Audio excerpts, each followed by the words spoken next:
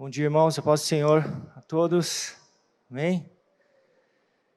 Estamos felizes por estar na presença do Senhor, amém? Podemos, neste culto, testemunhar que o Senhor está aqui, amém? E nós vamos meditar um pouquinho na palavra de Deus. Vamos estar falando nessa manhã acerca do ensino que a gente aprende da palavra de Deus. Ou se você preferir, você pode falar isso de doutrina, né, que nada mais é do que o ensino que a gente aprende pela palavra de Deus. E de onde que a gente vai tirar esse ensino? Basicamente, principalmente do livro de Esther. Né, alguns irmãos que costumam vir no culto da noite, já viram eu falar sobre Esther. Eu vou tentar não ser repetitivo. Não vou ser repetitivo, porque eu vou estar abordando um pouco mais analiticamente essa doutrina, esse ensino, que é a providência de Deus. Né? O que é providência? Né? Se você for pegar sua Bíblia aí no aplicativo e colocar aí, ou no site, né? Você colocar providência, você não vai encontrar. Né? Assim como você não vai encontrar aconselhamento, que é uma coisa que acontece na igreja. Né? Soberania, você não vai encontrar. Mas quando a gente começa a analisar a palavra de Deus, principalmente o livro de Esther, que é o nosso foco aqui hoje, você vai ver que essa providência de Deus está permeando tudo. Né? E esse é um ensino que está totalmente ligado com a soberania de Deus. O que é a soberania de Deus? Quantos creem que Deus criou os céus, a terra? Amém? Se você crê em Jesus Cristo, recebeu Ele no seu coração e caminha com Ele, você crê, né, que Ele é soberano, que Ele é o Criador. E Deus, Ele é soberano, né, Ele fez todas as coisas. Ele não criou as coisas e lançou à sorte. É igual muitas pessoas no mundo acreditam. Né? Muitas pessoas no mundo acreditam que tudo acontece por sorte, acaso, né? Palavras assim que é bem comum no nosso vocabulário, destino. Né? Quantos já ouviram essa frase, né? Eu sou o senhor do meu destino, né? Muito usada. Ou destiny is all, né? Destino é tudo. Muitas pessoas acreditam isso, né? Que tem um destino, uma coisa impessoal governando a nossa vida. Mas eu quero dizer para você, né? Você que é crente, é Deus quem governa tudo, em última instância, é Deus quem tem o controle de todas as coisas.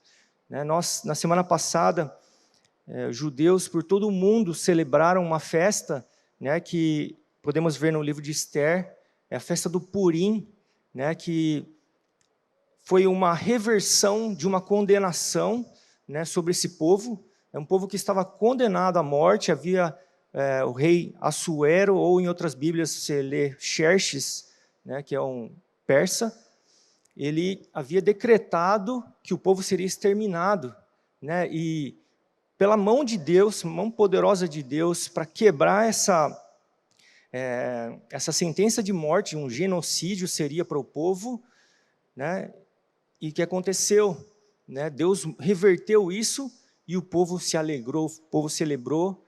Desde aquela época, né, mais de 600 anos antes de Cristo, ou seja, mais de 2.600 anos atrás, até o dia de hoje, todo ano eles celebram isso. Você imagina quão significativo é. Né? Nós celebramos, né, por exemplo, Natal, né, mas imagina só, 2.600 anos aproximadamente, talvez um pouquinho mais, aconteceu esse livramento grande de Deus, e até o dia de hoje eles celebram. Semana passada, né, eles celebraram isso, né, que foi um livramento de Deus. E por que isso é importante, né, para você, eu e você que somos cristãos, não somos judeus? Né? Se não tivesse havido esse livramento, não teria Jesus. Já pensou? Se o povo de Deus, os judeus, tivessem sido dizimados naquela ocasião, hoje estaríamos condenados. Então, essa doutrina, esse ensino da providência de Deus é que nos ensina que Ele cuida de todas as coisas, Ele preserva a minha vida, preserva a sua vida. Mesmo que a gente não enxergue tudo. Há mistérios de Deus que nós não enxergamos, só vamos enxergar e entender quando encontrarmos com Ele, amém? Muitas vezes passamos por lutas, dificuldades, provações, né, assim como a gente vai ver no livro de Esther, e não entendemos, né? Mas Deus é soberano, amém? E essa doutrina, esse ensino, faz a gente ficar tranquilos que o Senhor está no controle de tudo, amém? Então, eu queria que você abrisse aí sua Bíblia, deixa se você tiver ela física, aí no livro de Esther.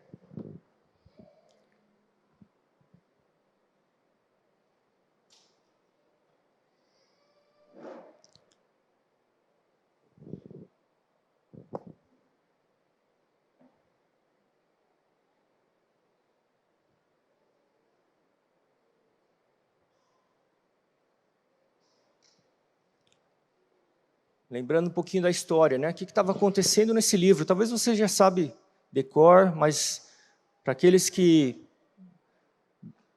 estudaram um pouco esse livro, talvez você não entenda, não tenha pensado nisso. Eu gostaria de relembrar um pouco o que tinha acontecido com o povo de Israel. O povo de Israel, né, ele tinha desobedecido a Deus. Né, Deus havia prometido e jurado que se o povo se afastasse dele, ele seria espalhado para as diversas partes da terra.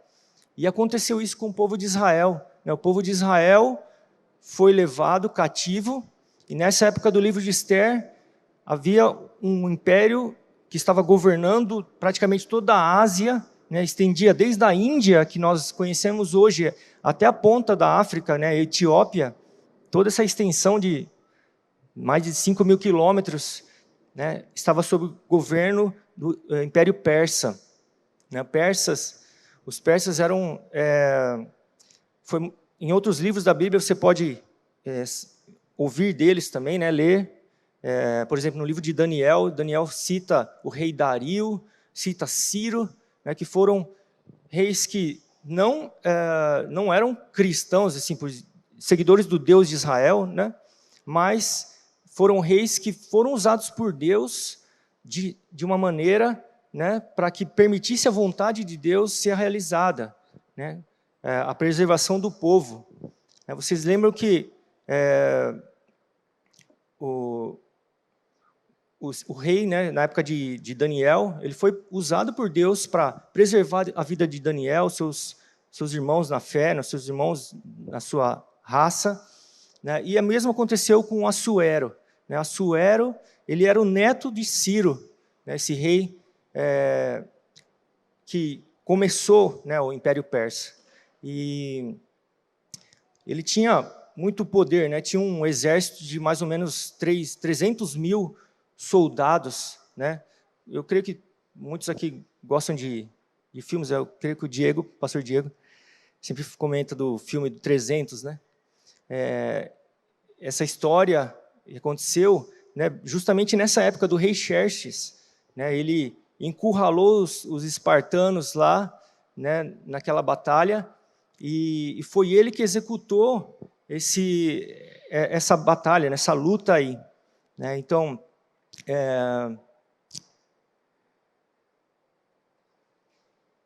a gente consegue confirmar esse livro de Esther através da história mesmo, história secular. Né? Se você for pesquisar, você vai ver que as datas que a Bíblia narra batem muito, né, com o que é narrado na Bíblia. Né? Tem um historiador chamado Heródoto, né, que fala acerca disso, né, e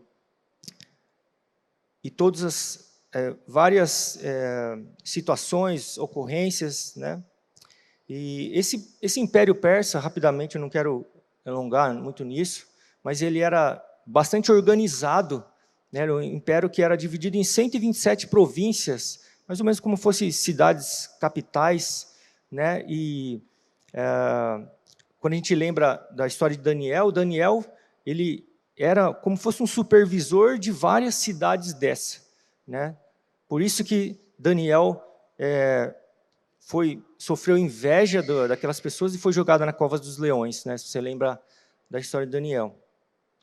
Mas o povo persa era um povo muito festivo, né? Gostava de fazer festa, e Xerxes, esse rei, ele gostava de se mostrar o seu poderio, mostrar, né, que ele tinha recursos militares e dinheiro também, né, muita prata, ouro, né, e a primeira festa aqui que a gente vê, aqui no capítulo 1, na verdade são duas festas. A primeira foi, ele preparou para seus nobres, os príncipes, né, mas depois ele preparou uma festa para o povo em geral.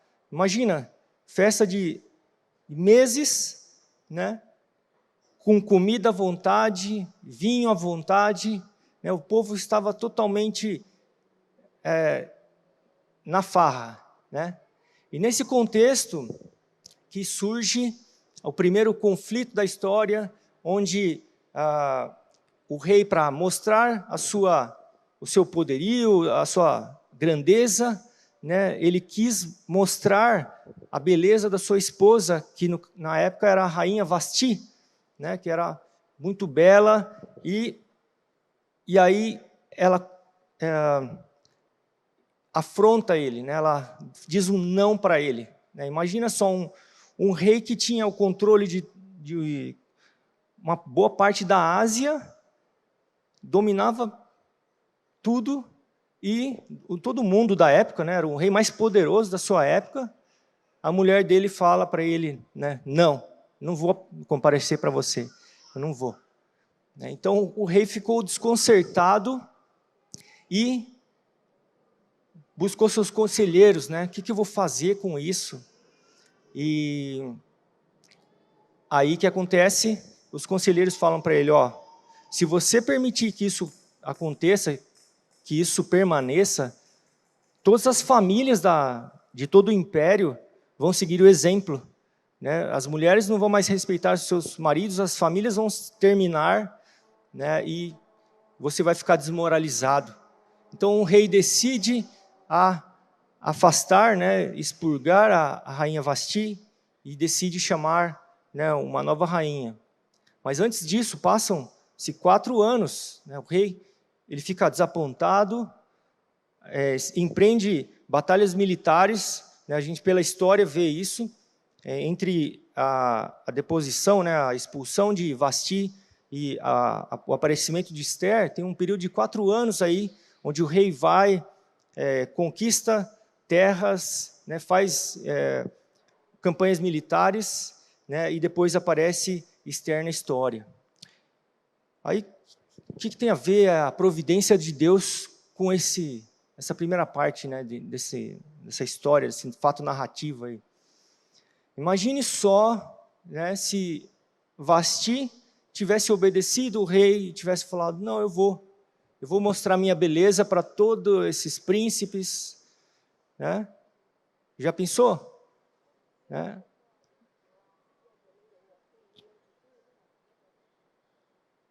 Se tivesse acontecido isso e Vasti não tivesse comparecido, Ester não surgiria, né? Imagina. Possivelmente, Amã, que é o vilão da história aí, que a gente vai falar mais sobre ele teria, né, executado o seu decreto, né, o seu comando, para que o povo fosse exterminado e fim da história, né? Teríamos sido executados espiritualmente, né?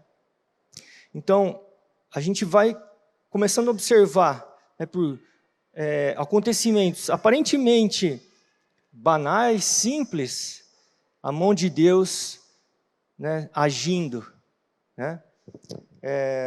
Avançando um pouquinho.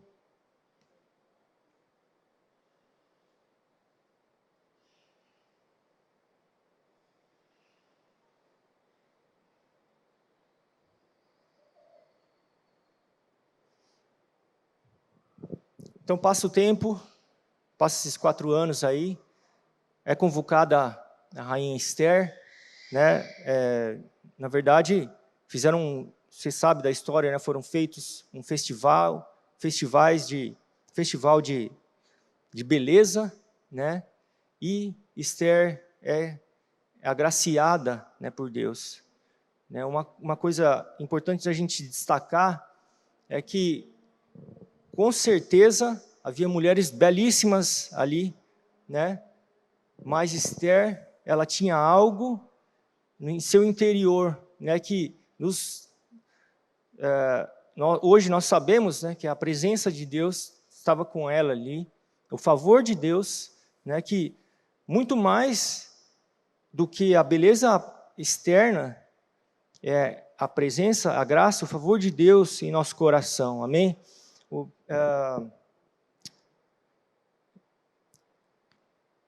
apóstolo Pedro, ele fala sobre isso, que no caso das mulheres, né, falando para as mulheres que a sua beleza principal, ela deve ser em primeiro lugar do seu coração, né? E depois, as mulheres que ainda não têm seus maridos, né, aos pés do Senhor, você vai ganhar seu marido. Amém? Então, Esther tinha essa característica, né, tinha essa graça de Deus e favor, e esse favor que vinha pela misericórdia e bênção de Deus, fez ela conquistar esse posto, né? E na oportunidade, ela, por obediência, uma outra característica dela, era uma mulher que sabia ouvir instruções, sabia ser obediente, né? O primo dela, que é o outro personagem, o bom personagem da história, o relevante aqui, o Mordecai, ou em outras Bíblias, Mardoqueu, esse era o primo dela, que ficou como pai dela, né? Porque em todas as mudanças, eles acabaram sendo mortos, os pais dela, e Mordecai ficou como pai de Esther, né? Então, ele era o conselheiro dela, e ele falou para ela, né, não fale que você é judia, né, fique calada até o momento certo, né, de poder revelar isso, né? Então, ela seguia esse conselho do rei, do Mordecai, e foi fazendo o seu papel de rainha, né? Um fato importante que a gente destacar, pouco depois de Esther ser coroada, os servos do rei armaram um complô para matar o rei Xerxes, né, o Assuero, como preferir, e foi Mordecai que descobriu isso, né, e contou para Esther, e ela avisou o rei, e o rei foi poupado, né? E isso nos ensina uma lição importante, né? Mordecai, ele fez essa denúncia para a proteção do rei. Possivelmente ele não tinha segundas intenções ruins do seu coração, mas ele não foi reconhecido na hora, né? O rei foi poupado, né, da morte, desse complô, e ficou por assim mesmo. Foi anotado, né, nos registros reais lá que ele tinha sido Mardoqueu ou Mordecai, mas ficou por assim mesmo. Isso nos ensina uma lição, né? Muitas vezes Deus pede de nós, né, coisas que nós façamos que sabemos que são certas, corretas, né, e não vemos nenhuma recompensa na hora, né? Muitas vezes, né, creio que já aconteceu com você, né? Você foi testado para fazer o que é certo e você ali não vê se está fazendo, não vê a recompensa daquilo. Muitas vezes nos desanimamos, né, por não ver a recompensa daquilo que é certo que estamos fazendo, mas Deus, pela providência dEle, né, no tempo certo, Ele traz, né, a recompensa. Amém? Amém?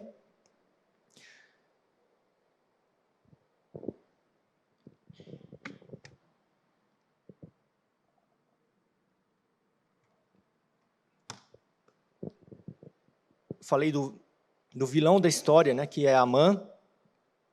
Amã, se você for notar, ele era descendente de Agag, é um rei que, em 1 Samuel, capítulo 15, não sei se todos lembram da história, mas Israel estava em luta contra os seus inimigos, e Deus havia mandado né, exterminar todos. Antigamente, nessa época do povo de Israel, havia muito disso, né? Uma consagração total a Deus de todas as pessoas de determinado local, né? Como aconteceu com Jericó, né? Se vocês verem a história de Josué, aconteceu isso com Jericó, né? Deus havia ordenado que fosse tudo aniquilado, né? É uma propriedade não, uma palavra que nós entendemos por interdito divino, né? Que é a ordem de Deus de acabar com tudo, e todos os despojos, as coisas que você saquear ali, seriam consagradas a Deus para uso no templo, né? Então, esse Agag foi quando o rei Saul foi na batalha, né, e era para ter exterminado Agag, esse rei, mas Saul preservou ele, preservou os melhores animais, joias e tudo mais, né? E Deus não se agradou dessa atitude de Saul. Foi por causa dessa desobediência dele que ele foi retirado, né, do governo de ser rei, né? Foi por causa da desobediência dele.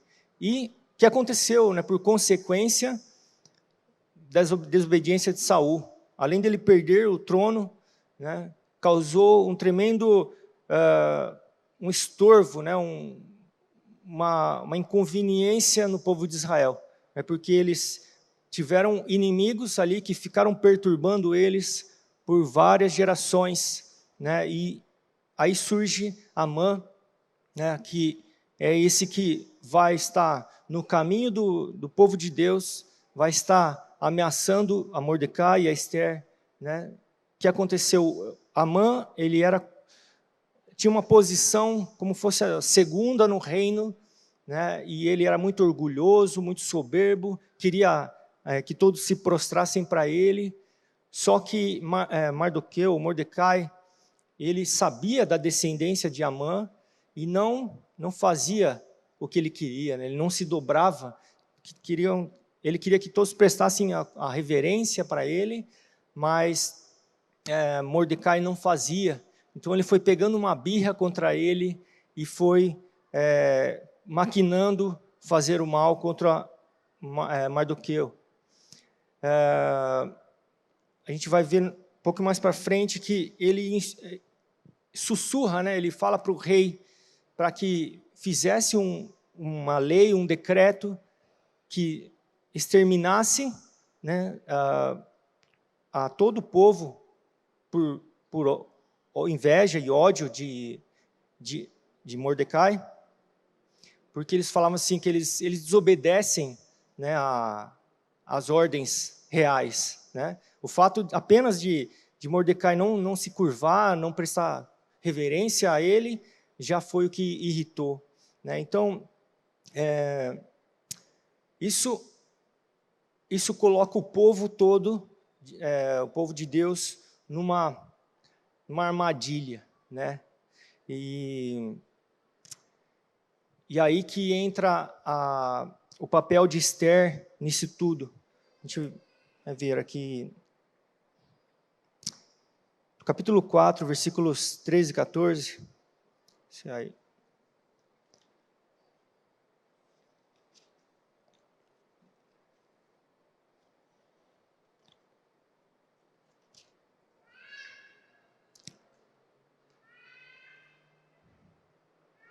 Um pouquinho antes de ler, eu vou só...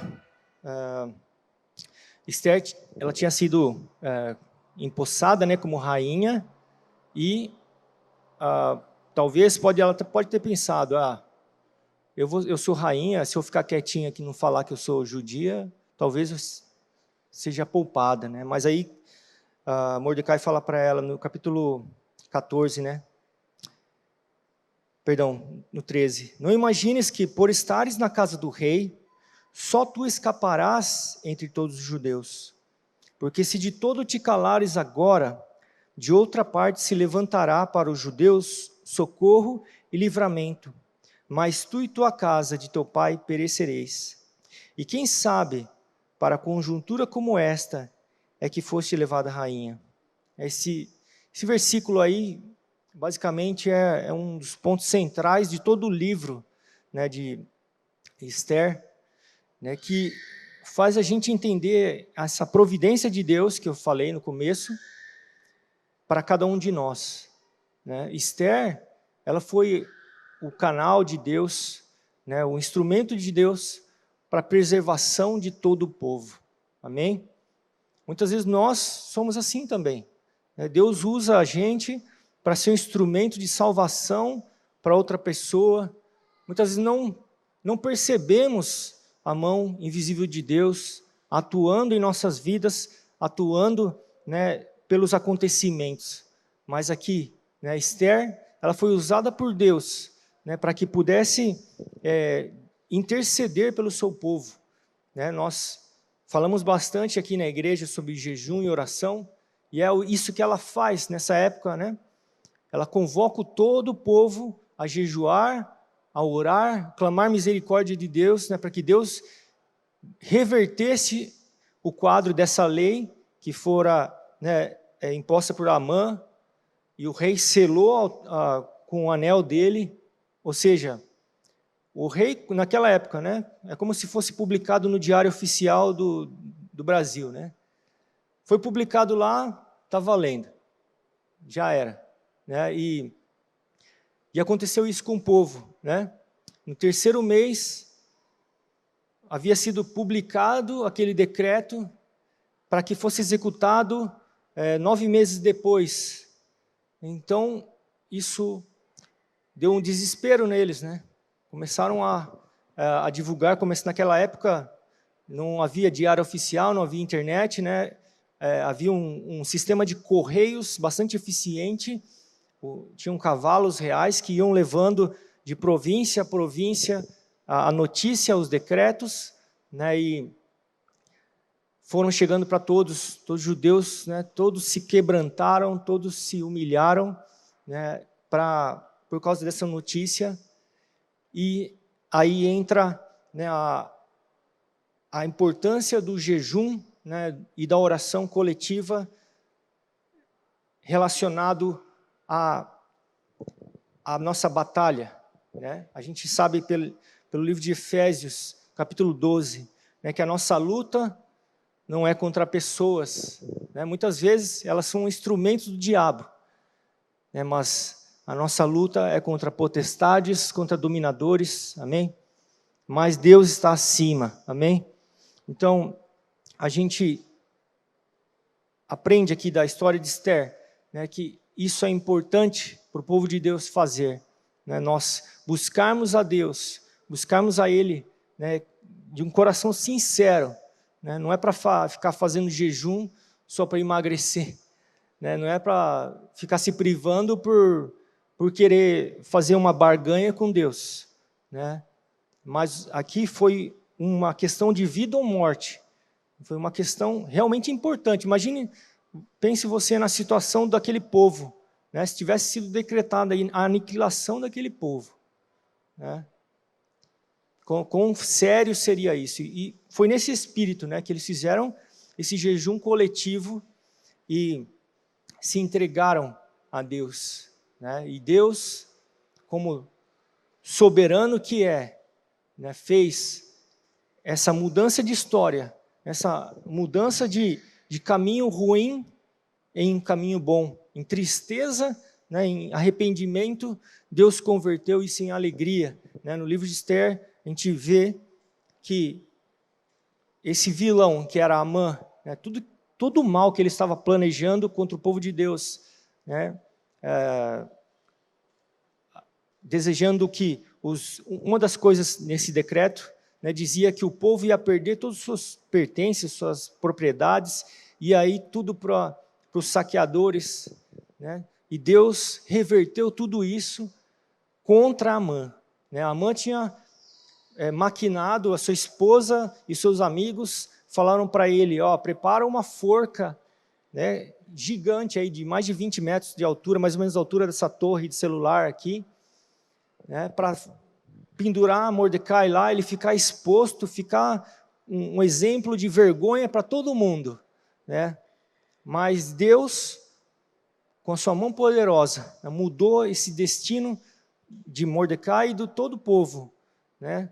Quem foi pendurado lá, né, foi Amã. Então, a gente, esse ensino da providência de Deus, a gente pode notar, né, que pode vir provas sobre nós, situações difíceis, mas Deus não perdeu o controle de nada, amém? Nós passamos, né, por uma pandemia, Deus não perdeu o controle, amém?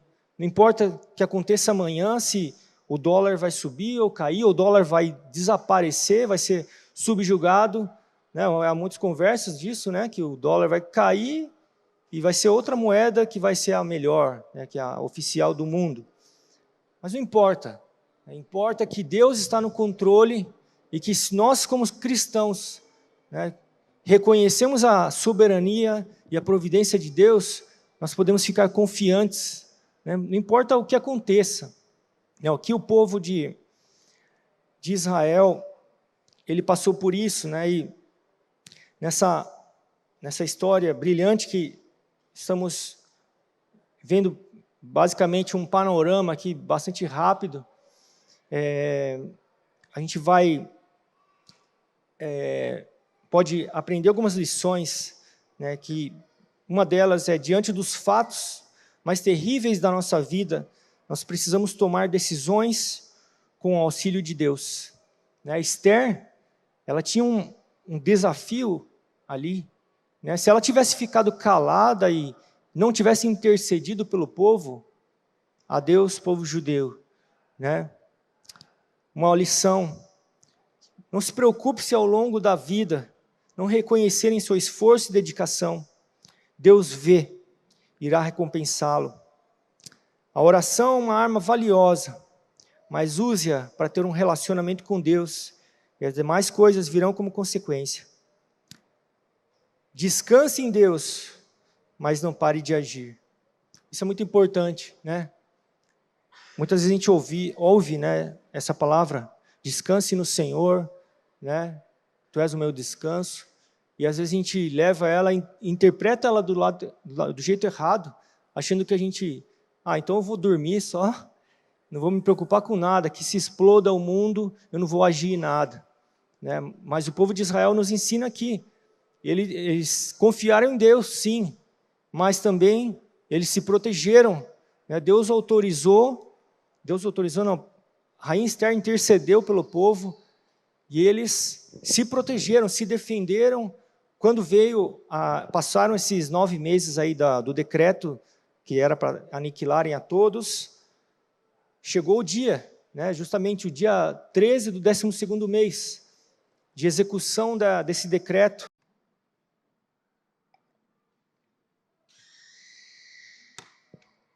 Qual deve ser a nossa resposta para a soberania de Deus? Quantos sabem responder isso? A nossa adoração, o nosso louvor a Ele, amém? Reconhecimento que Ele está no controle da sua vida, da nossa vida, de cada um de nós. Por mais que a gente enfrente lutas, enfrente, né, adversidades, perdas, enfrente uma pandemia, enfrente uma crise financeira, Deus está no controle de tudo, amém? Você pode agradecer a Deus por isso. Deus está no controle de tudo. Gostaria que você fechasse seus olhos. Vamos orar. Pai, te agradecemos pela Tua palavra. Pela Tua palavra, Senhor, nós aprendemos quem Tu és. Pela Tua palavra, Senhor, nós aprendemos que Tu és soberano e poderoso. Tu és providente, Senhor, que não nos deixa abandonados. Por mais, Senhor, aflitos estejamos muitas vezes, assim como o povo de Israel ficou aflito quando recebeu a notícia do decreto. Ajuda-nos, Senhor, a confiar em Ti. Ajuda-nos a enxergar, Senhor, que o Senhor está conosco, que o Senhor não nos abandonou, e o Senhor irá cumprir toda a Tua palavra. Ajuda-nos, Senhor. Eu oro, Senhor, para que o Senhor venha falar em cada coração aqui, Senhor.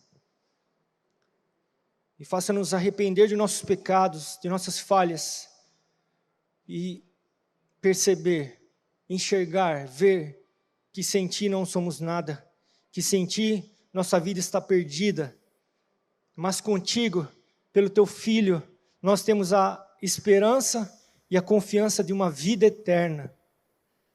Somos gratos a Ti, Senhor, pela Tua soberania, pela Tua providência, Senhor, em nos cuidar, em estar, Senhor, a cada dia sustentando a nossa vida, Senhor, neste mundo de peregrinação rumo a Jerusalém celestial. Pai, eu oro, Senhor, guarda e conserva cada vida aqui, Senhor, na Tua presença. Que cada vida aqui, Senhor, possa aprender brevemente, como aprendemos aqui no livro de Esther. Que importa sermos obedientes à Tua palavra, Senhor. Importa ouvirmos aquilo que o Teu Espírito Santo fala conosco. Para a glória de Jesus.